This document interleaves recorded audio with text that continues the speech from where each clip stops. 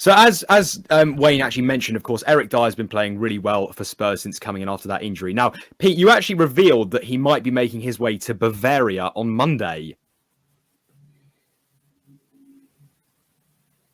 Yeah, bit of an interesting option maybe in the January transfer window for Eric Dyer. Again, had become a bit of a forgotten man at Tottenham this season due to the form of Romero and Mickey van de Ven, but he's coming into the final 6 months of his contract at Tottenham as well, so he has emerged on the radar of Bayern Munich. They did look at him in the summer as a possibility, as they were looking for a centre-back and a defensive midfielder, a role that Eric Dyer can play. He's done it for England. He's played in defensive midfield as well, and obviously we know he can play both roles for Tottenham.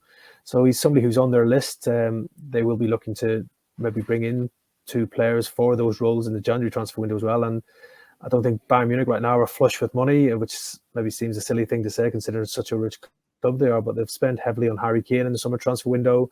Thomas Tuchel's had a few issues with the Bayern hierarchy over transfer budget as well. So Eric Dyer, with just 6 months left in his contract, could be somebody who could be a feasible target for the German giants. And it's a move that I'm sure that Eric Dyer would jump at as well. And also having his old mate, Harry Kane, there, I'm sure that won't do his chances any harm either. I'm sure if Bayern want to have a recommendation, I'm sure Harry Kane will give Eric Dyer a good one. But I mean, just from a sort of neutral perspective, a lot of football fans are and would be very surprised by that, Pete, wouldn't they? I mean, Bayern Munich are one of the great clubs in the world, probably the top 3 or 4. They've started the season.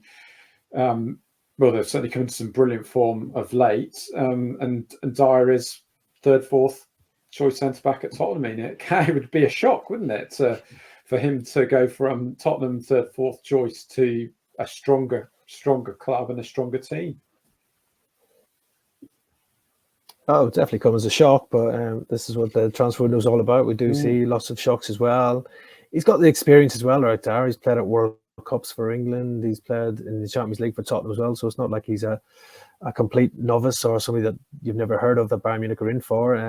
If he can get back to that form that he showed when he was playing for England under Gareth Southgate, he could be a really astute signing for anybody. I'm sure it won't just be Bayern Munich. We're looking at Eric Dyer in this January transfer window due to his contract situation. There's been talk that Roma and his former boss Jose Mourinho could also be interested in Eric Dyer as well. But I think to get a player of Dyer's caliber, maybe on a cut price fee due to his contract situation, I think he'd be an attractive proposition for a lot of clubs in January. And as I said, with Bayern in the market for those 2 positions, he could tick the boxes for both of them. And Pete, you mentioned in there a cut price. What sort of valuation might Spurs be looking at for the defender? Yeah, well, it's obviously a decision for Tottenham to make. A lot will depend on whether they bring another centre-back in, because they won't want to let Eric Dyer leave if they haven't brought in a replacement. So they've got to weigh that up as well. They'll be hoping that Mickey van de Ven can make a speedy recovery as well, and that will give them more options at centre-half. 6 months left in his contract due to his age as well. You're probably looking around maybe £15 to £20 million mark for Eric Dyer, and also the player himself. It has been suggested would be happy to see out his contract and potentially leave on a free transfer, so that would leave Tottenham out of pocket big time, so they wouldn't be able to command maybe a bigger fee for Eric Dyer if the player does suggest that he's not going to sign a new contract. He's happy to sit and wait and have his pick of choices come summer on a free transfer. So yeah, it's a lot to weigh up for Tottenham really when it does come around to Eric Dyer's future. If Daniel Levy gets 20 million for Eric Dyer, he will earn every single penny of that 3 million a year salary, plus whatever bonus he gets, because with 6 months left in his contract, nearly 30 years old, that would be a sensational deal for Tottenham.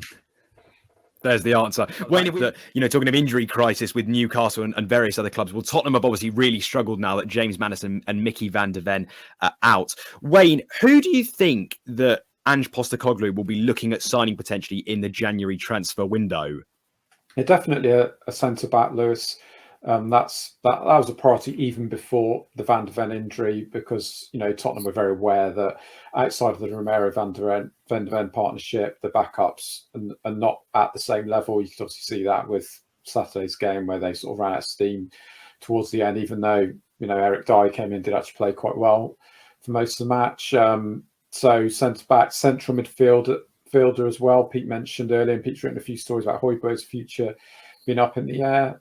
He could go in January, but Tottenham would not let him go without getting in a replacement. So I think central midfield and centre back are the priorities for Tottenham. It's interesting because they sold Harry Kane for 90 million, haven't replaced him, and probably won't replace him in January either, certainly with a kind of first team player, because Son's playing that role down the middle, and Richarlison can also play that role, presuming that he stays. So, Tottenham aren't prioritising that position now. It's other areas of the team.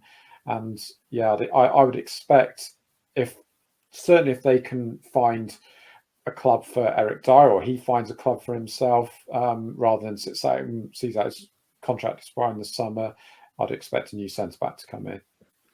And Pete, do you have any potential names that you can give us as listeners? Is there anyone that we can hear about that Spurs might be eyeing up for January? Yeah, for the centre-backs, as we mentioned, a couple of long-term targets for Tottenham still on their radar right now. Lloyd Kelly of Bournemouth, they tried to sign him late on in the summer transfer window, had a bid rejected by Bournemouth for the left-sided centre-half, so he's still on their list as well. Obviously, he's an attractive target for Tottenham, young English player, and also his contract situation with the player now coming up to the final 6 months of his contract at Bournemouth. He could either leave on a free transfer next summer, or maybe if Bournemouth decide to cash in on him in January, they might have to accept a cut price fee as well. So that would suit Spurs in that respect as well. A number of clubs are looking at Lloyd Kelly as well, so it's not like a straightforward one-horse race for Tottenham in that pursuit as well. Also, Tosin Adebayo at Fulham, he was a target in the summer transfer window as well. Similar situation to Lloyd Kelly, that he's out of contract in the summer as well, so it doesn't look like he's going to sign a new deal at Fulham. So this could be Fulham's last chance to maybe cash in on the centre-back in this upcoming January transfer window as well. And I'm sure he's a player who would be interested in a move to Tottenham if they do firm up they're interested in him as well. And also Trevor Chalobah, who came very close to leaving Chelsea in the summer transfer window to Bayern Munich. He's also on Tottenham's radar because he's obviously not getting a look in at Chelsea right now. And I think Chelsea are prepared to let him move on in January just to sort of boost their own transfer kitty and balance the books as well. So probably they're the three names at centre-back that Tottenham we're looking at right now. And Wayne, in terms of those lists, you've got Kelly, Adebayo and Chalobah. I know 2 of 3 are out of contract in the summer. Who do you imagine in January would command the lowest fee? Which centre-back do you think Spurs are most likely to sign? Most likely to sign, I think, Chelsea want Chalobah out.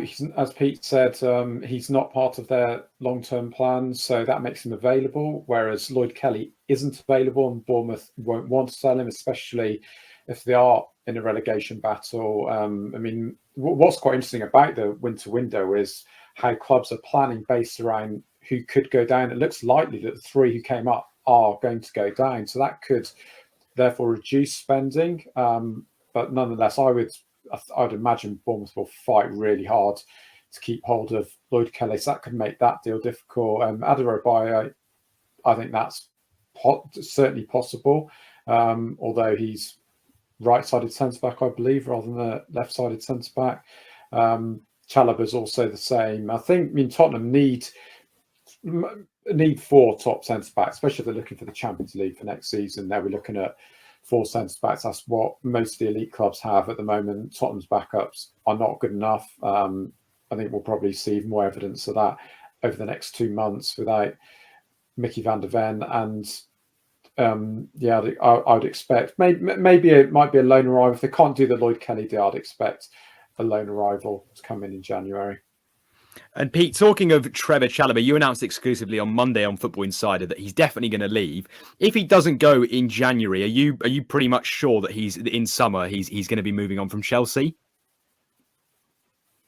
Yeah, I think the writing's on the wall for Trevor Chalobah. He's come through the ranks at Chelsea as well, and I think he's performed quite well when he has been used. But it's obvious that Mauricio Pochettino doesn't fancy him. He's not going to have a look in there. They were willing to let him go in the summer transfer window, but the move just fell down at the 11th hour.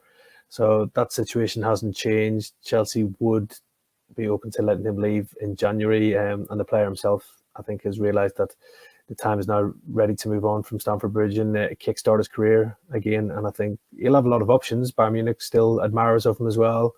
And if Tottenham, I think if they do firm up their interest, he would have no problem in making that switch from Stamford Bridge to Tottenham as well. So yeah, I think all parties involved in the Travis Chalobah Chelsea one do expect a transfer probably in this coming January transfer window. If it doesn't happen then, I think it's almost sure to happen in the summer when there's more time for clubs to do their business as well. But I'd be very surprised if Travis Chalobah is still a Chelsea player come the end of the January transfer window. Certainly want to keep eyes on then. You've just watched a segment from Football Insider's brand new podcast, The Inside Track, with me, Lewis Pearce, alongside the guests on the show. Thanks very much for tuning in. Please do give the video a like, comment your thoughts on the topic, and feel free to share on your social media pages. If you want to listen to the full podcast episode, click the link in the description below. Keep your eyes peeled for plenty more content and exclusives here on The Inside Track.